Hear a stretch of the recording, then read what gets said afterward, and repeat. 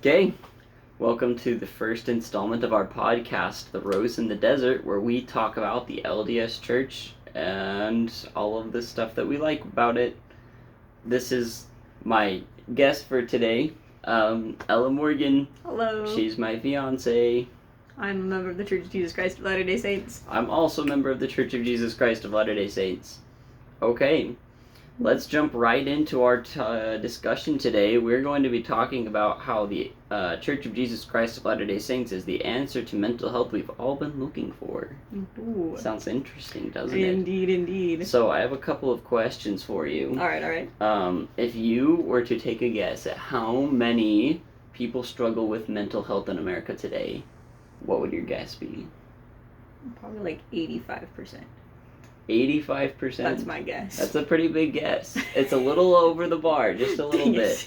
According to the National Alliance of Mental Health, 22.8% of American adults struggle with mental health today. I was like way over this. Just a little bit over. And then 16.5% of American adolescents struggle with mental health. So combined, that's almost 40% of people in the United States struggle with mental health. That's tough. And even more on top of that, 1 in 100 deaths are caused by suicide, 58% of which are under the age of 50, where life expectancy is still great. Yeah. Given this information, would you say that mental health is a problem today? I would. Yeah. I would very much say it's a problem. I think it's something that impacts me. It's something that impacts a lot of people that I know. And it's something that I think impacts the way that we all interact with each other, whether we want to admit to it or not. Mm-hmm. No, I think a lot of people would agree with you. There's some experts that say that this is the fastest growing epidemic in the world today. And I think that that's a very accurate representation of mental health. So there's been a lot of studies done, of course, to try and figure out how to combat this plague and to try and figure out what some of the best solutions are for mental health. And one of the things that has been touched upon is the impact that religion can have on mental health. So there's been a lot of different studies done, but some of the results for some studies that I looked into is that religion will help people have a higher social capacity. It helps them have a healthier lifestyle. It increases their well-being. It helps them have a greater purpose and meaning in life, and then also it increases their self-esteem and sense of belonging. All of those are specifically tied to active participation in positive religious experiences, is what the studies pointed out. So, with that, I want to talk today especially about the Church of Jesus Christ of Latter-day Saints. Yes! So, you're a member, of course. I am a member. What would you say your experience in the Church of Jesus Christ of Latter-day Saints is? The doctrine is pure and it is wonderful. Yeah. The doctrine of Jesus Christ is hopeful and it is enlightening and it brings peace and it brings direction and it brings calm. And I think the doctrine has the capacity to create a culture of belonging and a culture of charity and of love and of, well, I think the church has high expectations, and the doctrine of Jesus Christ has high expectations, and the doctrine of the atonement of Jesus Christ is that he has a very high love for us. I love that the church teaches we have this high standard, but we also have every resource we need to be able to achieve that goal. I think that a lot of people in this religion would also agree with you on that point, that it requires work, but the work is worth it and it's beneficial. Yeah. There's also a lot of studies done that show that having a routine or a lifestyle of productivity is beneficial for mental health. And so having that aspect in the religion and being a participant in this religion is inherently going to have some of those benefits that research has found. Yeah. So jumping right into it, I want to talk about, you brought up the culture, and you brought up that it has a good impact on us, like the possible culture that this religion could create. So what research has found is that social wellness and social life has a big impact on our mental health. There was a study done among people who were recently in crisis hospitals. So they're outpatients now, seeking therapy and the forms of help that they needed after having stayed within a crisis center. And they interviewed them on their social life, how often they were participating in social activities, things like that, the content of their social activities, and unanimously, social contact was shown to improve their mental health state. I have a couple lines from there. It says the respondents recognized their need for interaction, and a constant theme during the interviews was that any contact, even if it was neither volitional nor welcome, was better than none at all. And then another line said, all expressed a desire to spend less time on their own and generally tried to fill up their time with social activities which were perceived as therapeutic. So, are you more of a social butterfly or are you an introvert? Oh, I'm 100% very introverted. Okay. But I do, I enjoy being around people. I like positive conversations and interactions. But I am much more of an observer, and I do need time to myself to recharge. And I know that about myself. Of course, but having a balance where there is social interaction in your life I definitely notice a difference between when I am not being social and I'm not talking to anybody versus when I put forth the effort to develop relationships with people and then still take the time to recharge and be by myself. A balance is definitely necessary, because if I spend too much time with myself, I just get lost in my own head. Yeah, and I think a lot of people with mental health find the same sort of thing when they're alone. It's just sort of that downward spiral of thought patterns happens. Yeah. So, as we see, social contact is very important in maintaining healthy mental health. And the Church of Jesus Christ of Latter-day Saints has a very rich and complex social structure, as you know. So, for some of our listeners who don't know much about the Church of Jesus Christ of Latter-day Saints, will you just explain a little bit about how the structure of the church works? Do you mean meetings and activities and stuff? Like on a ward level, just all of the different organizations that are within a ward. Oh, gotcha. Okay, a ward. Or you could even explain what a ward is. Yeah. Okay. A ward is it's a group of people. It's a neighborhood. It's a congregation of people who live in the same area. That we gather together once a week and we worship and we serve God and we participate in the work and we interact with each other, and we support each other and we serve each other. And there's lots of different organizations within a congregation or a ward that help us achieve these goals of taking care of one another. So we've got things like our priesthood quorums, where the men will gather together in groups based on age, and then they'll serve and minister to each other in that context. We have the Relief Society, which is a group for women who we gather together and we support and we learn and we uplift each other. We also have groups of youth that participate in activities. We have what we call the primary, which is where all the little kids get together and sing about Jesus and learn to love each other, and they're precious and amazing and I love them. And we have a Sunday school organization as well, where we mingle together, men and women, and we learn and we teach each other, and we are all are edified together. That's what happens at church. And within that, there's lots of different, structures. There are presidencies over these organizations who help organize efforts to make sure that everybody has somebody to look out for them. So we have what we call ministering assignments, where we have a certain person or two that we're assigned to reach out to and make sure that they're doing okay. And it's not I'm assigned, I have to talk to this person. It's this is my neighbor, this is my friend, this is a person that I care about and that God really cares about, and this is a way for me to show that I care about them and that God cares about them, and that I care about God, by reaching out and ministering to each other. So it's a very individualized, what do you call it? A social structure. It's a very individualized opportunity to give help and to receive help, and to give love and to receive love. And I really like it. Sometimes it can be hard to balance amongst all the other things, but I think making that service to other people a priority is made a lot easier through these organizations that we have in the church. I think I'd have to agree with you there. It sounds like if you want social interaction and if you want to put in the effort, then there's no shortage of opportunities to find that social interaction in the church. Yeah, there's plenty of opportunities. I don't know. I think about a lot of the time, like our young men and young women will gather together, ages like 12 to 18. They'll gather together and do activities once a week. That was something that I really loved growing up. And I was really close with a lot of the young women in my ward, in my neighborhood. That way, we would we get together and play basketball, and I was the tallest person on our basketball team, all 5'4" of me. But it was just a fun opportunity to bond and like do something together and learn about each other and make that connection and have that social interaction.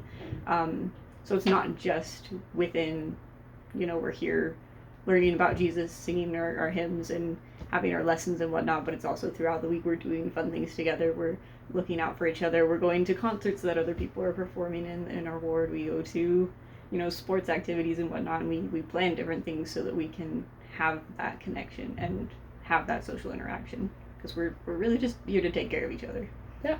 Humans are very social creatures, and the church does an excellent job of facilitating not just the worship side of it, but also the social interaction and bonding side of it, where it creates a people. Yeah.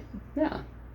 I think that makes the worshiping part of it even more meaningful, because it's, you get to say, oh, I'm doing something that means so much to me and that I love so very much, and it's special to me on an individual level, and I get to share it with all these people that I love, and these people that I'm growing to love, and these people that I want to serve and that I care very much about. Yeah, thank you for sharing. Yeah. Moving right along, we're now going to talk about some of the impacts that alcoholism has on mental health. So, from mentalhealth.org, it says that alcoholism can lead to worsening depression, increased difficulty managing anxiety, a loss of self-control and inhibitions leading to self-harming and suicidal behaviors, alcohol dependence and addiction, and decreased decision-making capabilities. So to me, it sounds like consumption of alcohol is a very risky behavior. I know that there's a lot of people who do it for fun, who do it for the social context and things that come along with it, but to me, it sounds like the risks outweigh the benefits, especially when it comes to mental health. Is that a statement that you would agree with? I would agree with that. I don't know. Alcohol has no appeal to me because I don't think I'd like the feeling of not being in control of myself. Like having something in between me and my capability to make decisions. Like intentionally making it foggy doesn't sound like a good idea to me. I think a lot of people suffer the consequences of when they do have that fogged up mind. So the Church of Jesus Christ of Latter-day Saints has a commandment. This is taken right out of their scriptures. It says that inasmuch as any man drinketh wine or strong drink among you, behold, it is not good, neither meet in the sight of your Father.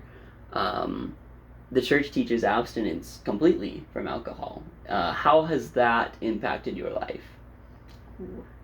I feel like having grown up in the church and having been taught this principle and this commandment my whole life, alcohol hasn't really been a temptation for me, you could say.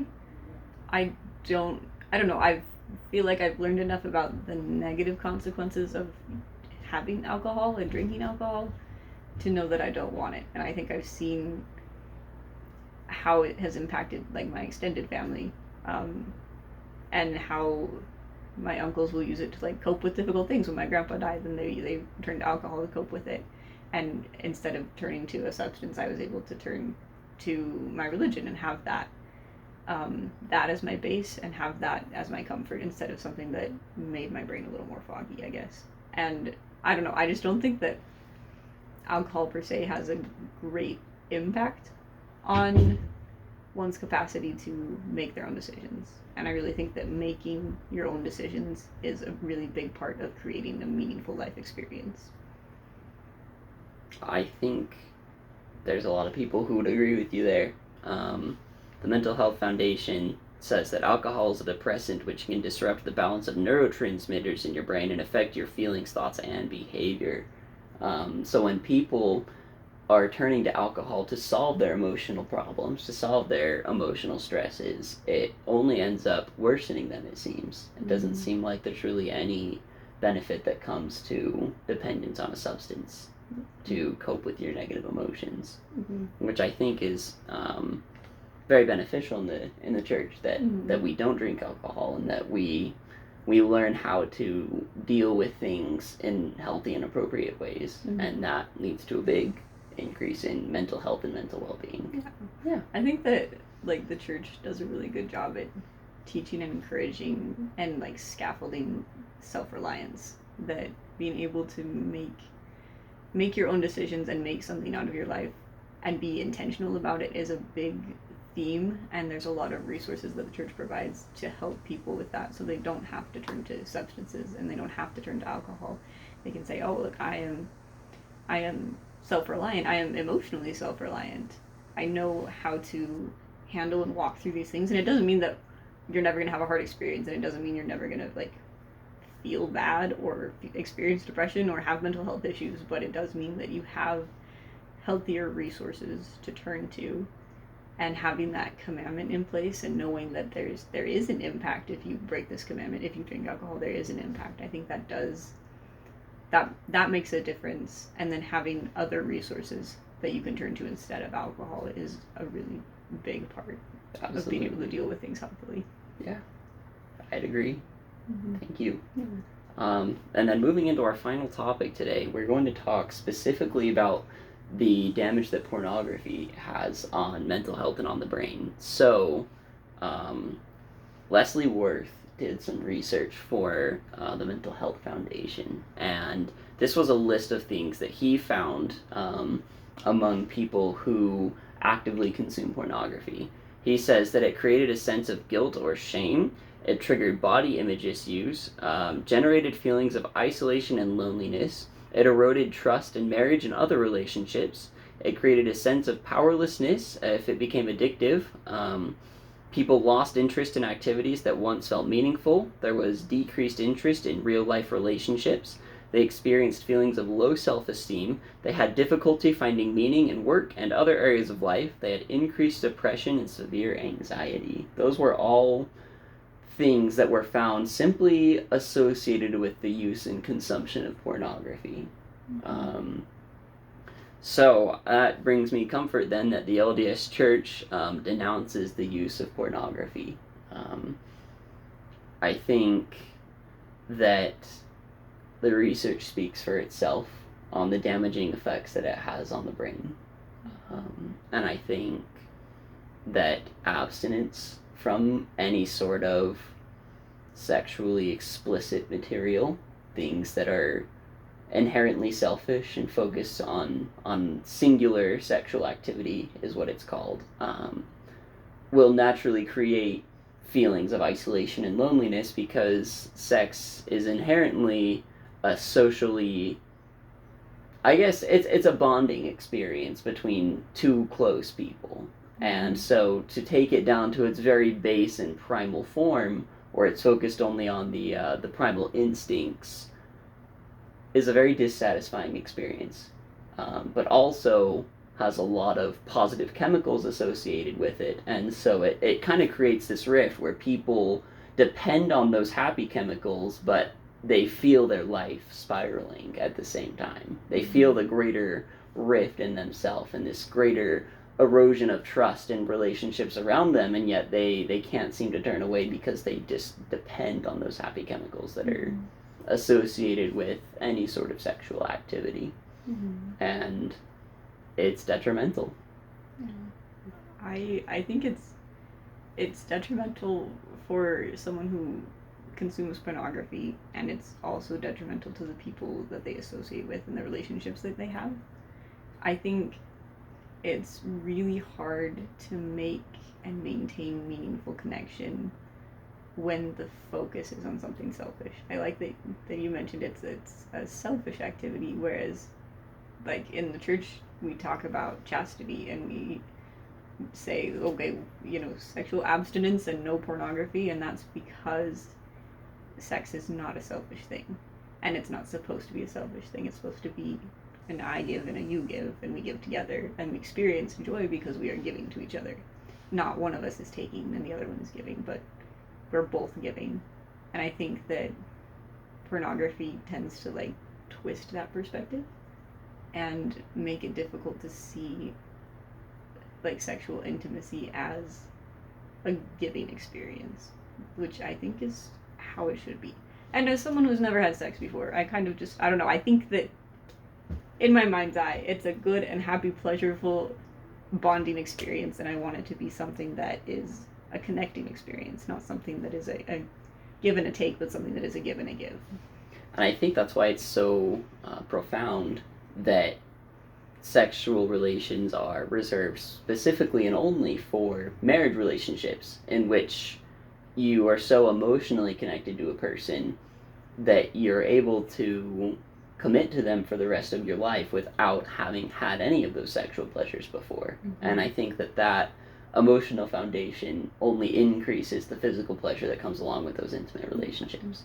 I love that. I feel like that's the point of the law of chastity, which is the commandment that, talks about abstinence before marriage and complete fidelity after marriage in terms of sexual intimacy. And I lost my train of thought. Give me 1 second. I think that it really is about showing respect to yourself and showing respect to the other and showing respect to God. And having that emotional connection to make the physical connection important and real and more lasting, I guess. Absolutely. And having that emotional connection and having all of those happy chemicals associated with intimacy and pleasure in a emotionally safe and uplifting context is very beneficial for mental health, mm-hmm. whereas when it's in a selfish context, it's very detrimental for mental health. Okay. Just to wrap up, what is one piece of advice or one statement, I guess, you could make to somebody who may have difficulties with the Church of Jesus Christ of Latter-day Saints, specifically to people maybe in the LGBTQ community who feel isolated in this religion? What would your advice to them be in regards to seeking membership in this church or not? Mm-hmm. Oh, that's a great question.